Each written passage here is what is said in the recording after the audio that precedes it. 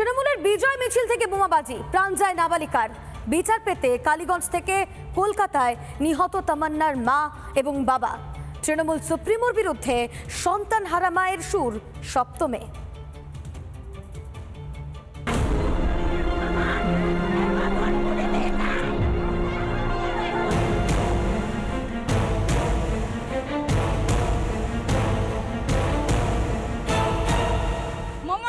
প্রশ্ন করুন কেন তামান্না হারিয়েছে, তামান্নার মাকে কেন এত দূর আসতে হচ্ছে? আমি একটা সাধারণ ঘরের একটা সাধারণ মেয়ে, কেন এত দূর আসতে হচ্ছে? মুখ্যমন্ত্রীর কাছে জিজ্ঞাসা করুন যান। সত্যিই তো মুখ্যমন্ত্রী তো রাজ্যের প্রশাসনিক প্রধান, তার কাছেই তো জবাব চাইবেন। তার দলই তো সেদিন বিজয় উল্লাস করছিল।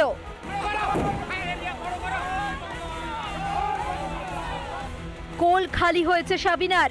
বুকে পাথর নিয়ে কালীগঞ্জ থেকে এসেছেন কলকাতায় বিচারের আশায়।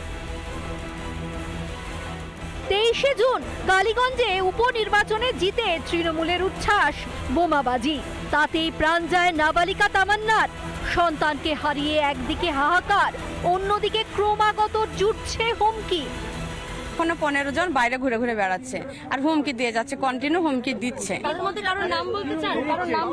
হুমকি দিচ্ছে যে মেরে দেবো, মারবো, লাশ ফেলে দেবো, যে টার্গেট করছে, এত করছে, টার্গেট করছে। আবার যে আমাদেরকে যে সহযোগিতা করবে তাদেরকেও পর্যন্ত মেরে দেবে, এমন ওরা হুমকি দিচ্ছে।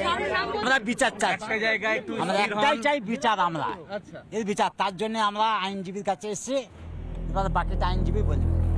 রেশন দিতে দুয়ারে পৌঁছে যায় সরকার, অথচ বিচার পেতে কালীগঞ্জ থেকে কলকাতায় আসতে হয়। এ কেমন সরকার? তামান্নার মৃত্যুর পরেই বিচারের আশ্বাস দেন খোদ মুখ্যমন্ত্রী, তারপরেও অনেক অভিযুক্ত অধরা। এটাই কি পুলিশ প্রশাসনের প্রকৃত ছবি?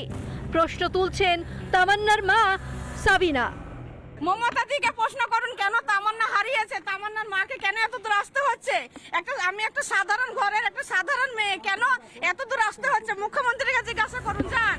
এলিনা ভট্টাচার্যের রিপোর্ট, রিপাবলিক বাংলা। নানা ধরনের কন্টেন্ট দেখার জন্য লাইক করুন, শেয়ার করুন আমাদের ফেসবুক পেজ, সাবস্ক্রাইব করুন আমাদের ইউটিউব চ্যানেল। পাশাপাশি অন্যান্য ব্রেকিং নিউজের জন্য অবশ্যই চোখ রাখুন রিপাবলিক বাংলায়।